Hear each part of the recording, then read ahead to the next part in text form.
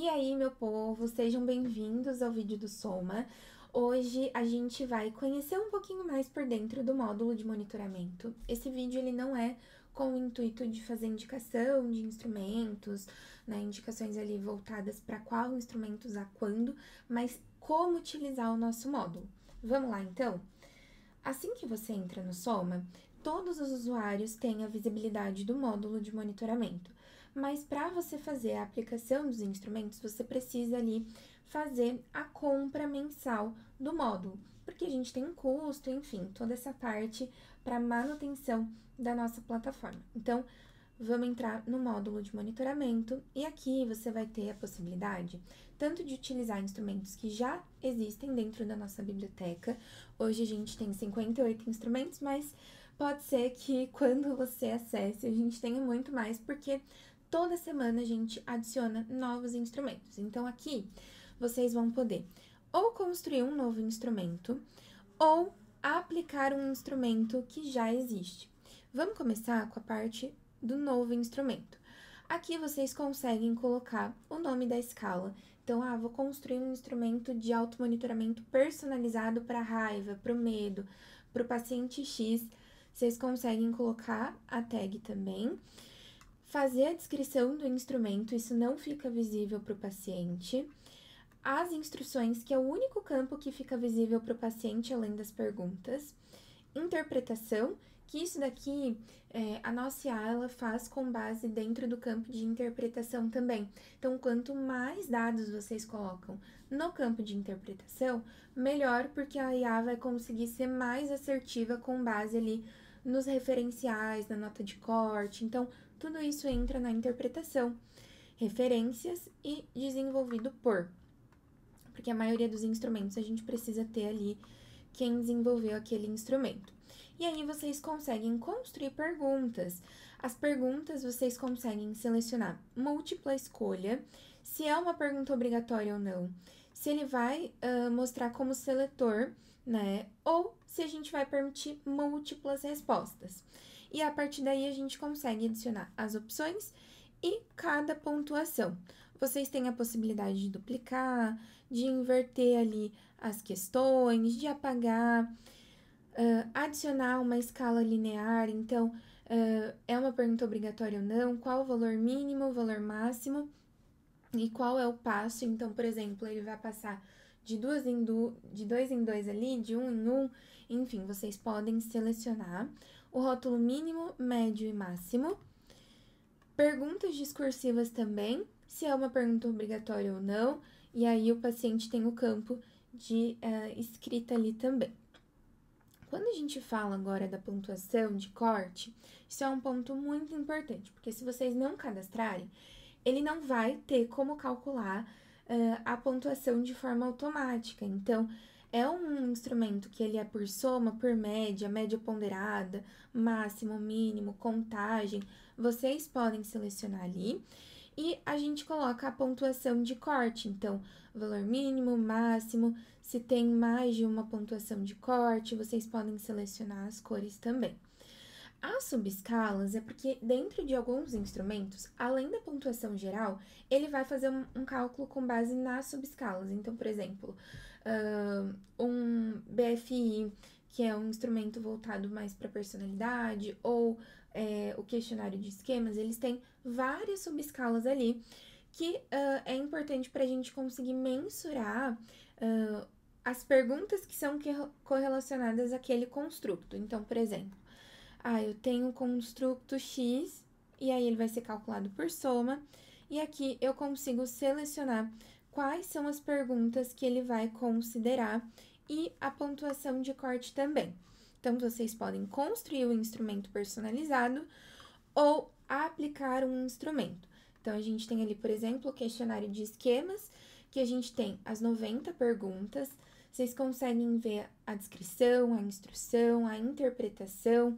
Aqui na lateral esquerda, perdão, aqui na lateral direita, a gente consegue ver quantidade de respostas, quem que respondeu. Então, foi o mesmo paciente que respondeu 2 vezes, os pacientes únicos que responderam ali, total de aplicação e qual é o público, se está publicado ali ou se é um instrumento privado. E o legal aqui do ladinho também é que vocês conseguem ver, porque tem instrumentos que eles podem ser duplicados. Então, por exemplo, a gente tem aqui uma entrevista inicial que vocês conseguem ali duplicar o instrumento e fazer alterações que vocês acharem necessários. O que a gente não permite a duplicação são instrumentos que têm ali pontuação de corte e são validados, empiricamente validados, e que não faria sentido a gente fazer uma permissão de duplicação, tá? Então, a gente tem também essas possibilidades de fazer ali a aplicação, eu consigo inativar o instrumento, eu consigo ali ver todas as respostas, enfim, tem várias possibilidades aqui dentro do nosso módulo. Vamos olhar agora essa parte do dashboard do paciente. Na verdade, eu vou mostrar a aplicação primeiro. Vocês podem aplicar tanto aqui dentro do questionário, então eu venho em aplicar o instrumento, escolho ali e gerar o link. Então, ele já envia para o paciente, ou eu consigo visualizar e ir respondendo junto com o paciente ali, ou eu consigo fazer o agendamento. Então, eu venho no paciente, venho aqui no módulo de monitoramento, coloco ali no dash, né? Uma das opções, vocês podem ir no dashboard do paciente pelo paciente ou pelo módulo, e aí eu aplico o instrumento. Eu consigo selecionar fazer quase como se fosse ali uma bateria de instrumentos, ou eu também consigo aplicar um único instrumento e fazer o agendamento. Então, é diário, a cada N dias, mensal, semanal, eu consigo fazer essa personalização. Eu consigo entrar no dash do paciente através do módulo também. Então, além do paciente aqui, eu consigo vir no módulo, dashboard do paciente, escolher o paciente e acessar o dash também. E aí, aqui, eu vou ver tudo que foi respondido, tudo que tem de pendência ali do paciente e tudo que está agendado. Nas respostas, eu consigo ver ali quais foram os questionários respondidos, né? Quantas respostas teve, quantos instrumentos e a última resposta, e quais foram os instrumentos respondidos também, e quantas vezes ele respondeu. Então, esse do esquema foi respondido 2 vezes, o inventário de resultados foi respondido 6 vezes e assim por diante. E com base ali, no momento que eu clico no instrumento, eu vou conseguir selecionar o instrumento para análise. E aqui do ladinho a gente tem a análise. Então, por exemplo, questionário de esquemas, eu vou clicar em análise, ele foi aplicado 2 vezes aqui. Ele é um instrumento que não tem pontuação, tá? Nem média, nem mínimo, nem máximo, nem a pontuação atual. Dá para vocês verem também a tendência e a data de última resposta. Como ele não faz uma análise de resposta geral, a gente vai fazer o quê? A análise comparativo das subescalas da última resposta, para ver quais são os esquemas ativados. Então, por isso que é importante que vocês leiam antes qual é a forma de corrigir esse instrumento também, porque cada instrumento tem ali uma padronização diferente, certo? Então, eu venho aqui, consigo ver, então eu tenho vários esquemas aqui ativados, um mais, um menos, enfim. Os vermelhinhos são os esquemas ativados e eu consigo fazer uma análise longitudinal das subescalas ali também. Então, por exemplo, teve esse instrumento que acabou caindo um pouco, não é um esquema ativado, mas a postura punitiva, ele teve uma tendência de reduzir. Esses gráficozinhos pequenininhos aqui são das tendências, subindo, descendo, e eu consigo ver o histórico de resposta e gerar um PDF também. Então, isso é bem legal, porque vocês conseguem ali ver o PDF das respostas e quais são essas respostas também.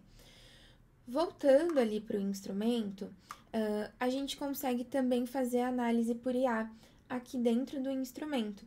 Então, eu consigo ali pedir para a inteligência artificial ali me apoiar na análise desse instrumento. Então, ele gerou aqui, vai dar um resumo, observação de tendências, interpretação, a gente tem ali também a observação das subescalas, hipóteses, então vocês conseguem fazer ali uma análise robusta do instrumento.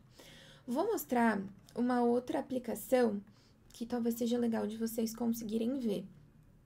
Então, a gente tem ali o Core, né, que ele é um instrumento que ele tem uma escala geral ali, né, que vocês conseguem ver que tem uma evolução, então o paciente foi ali respondendo, isso é um paciente teste, tá, gente?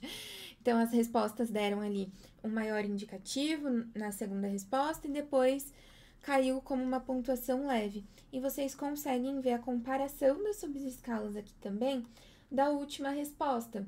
Então, por exemplo, o bem-estar subjetivo ficou bem acima ali, mas problemas e sintomas bem abaixo. E vocês conseguem fazer essa análise longitudinal também das subescalas, o que é bem legal para apoiar no nosso relatório ou na nossa análise de progresso do nosso paciente também, certo? E aí, o histórico ali de respostas também.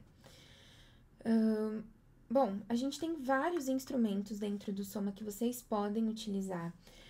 Vocês conseguem fazer a busca pelas tags, o que é muito legal, porque é uma forma de agrupar os instrumentos com base nas demandas. Então, por exemplo, de autismo a gente tem desde ali de entrevistas, né?